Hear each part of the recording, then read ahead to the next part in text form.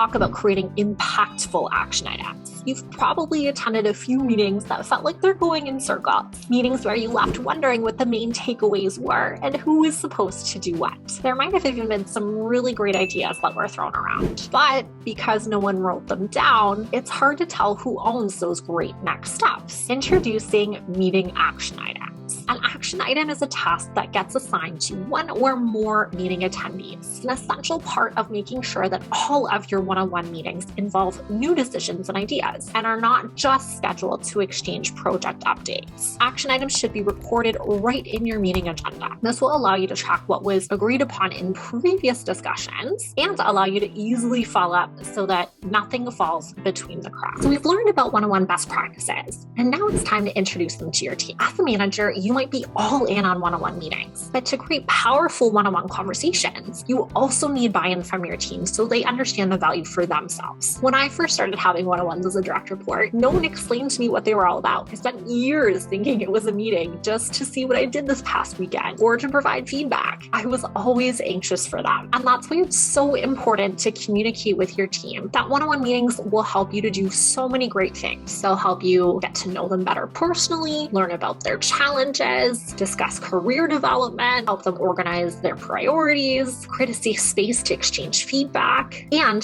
to provide an opportunity to ask questions they wouldn't ask you in public. A great time to set up these one-on-one expectations is either at your next team meeting or at the start of your next one-on-one with each direct report. Now that you've explained what to expect from a one-on-one to your direct reports, let's learn next how to prepare for your next upcoming one-on-one conversation with them. Preparing for a one-on-one meeting is the most crucial step to having a meaningful conversation. That way, both you and your direct report will enter the meeting knowing exactly what needs to be discussed. To do this, I find it extremely valuable to set an agenda ahead of the meeting and use that same agenda template every time that we meet thereafter. That way, I don't have to come up with different talking points and a new structure every time that we have our one-on-one. Next up, we'll talk about powerful agendas for your one-on-one. Now that we've learned why agendas are so important for your one-on-ones, let's talk about a few powerful agendas for your next upcoming one-on-ones. Let's start with the 90-10 format. Most management experts argue that one-on-ones are the direct reports meeting. This means that your employees should get to decide how they want to use this time and what kinds of topics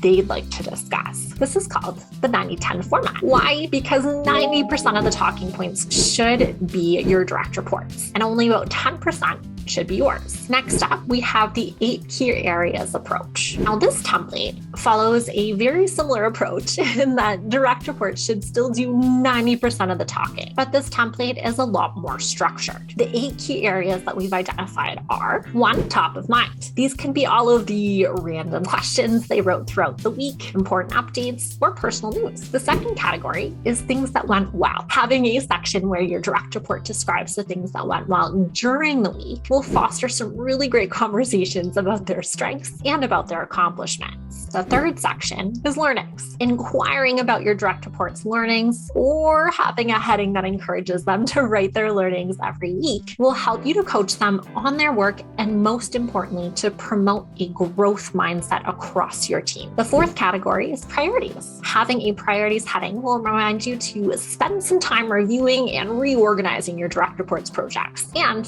finding ways to help them be more productive. The fifth category is challenges and concerns. Ask your employees about the roadblocks that stand in their way. This will help you to identify team and organizational problems, such as processes that are not working well or internal issues that are slowing your team down. Team dynamics is number 6. Asking employees about their relationships with other team members helps you to understand if everyone feels comfortable and enjoys going to work. Number 7 is feedback. Use the section to ask for feedback. Recognize your employees for their great work and share recommendations on how they can improve. And of course, last but not least, number 8, career development. One last thing you can do during your one-on-ones is to revisit your direct report's professional development plan. Now that we've identified where feedback fits into your agenda structure for your one-on-ones, let's identify what great feedback looks like and how to deliver it. Giving feedback, both when things are going well and when they aren't, is one of the most important responsibilities of a manager. future. In fact, a study quoted in the book First Break All the Rules says that the world's best managers share 3 characteristics. 1, they exchange feedback continuously. 2, they focus on employee strengths. And 3, they offer criticism in private, specifically in, you guessed it, one-on-one meetings. When you provide weekly feedback or constructive comments as soon as you notice an area for improvement, your direct reports will see you as someone who actually cares about their growth, less like a manager and more like a coach.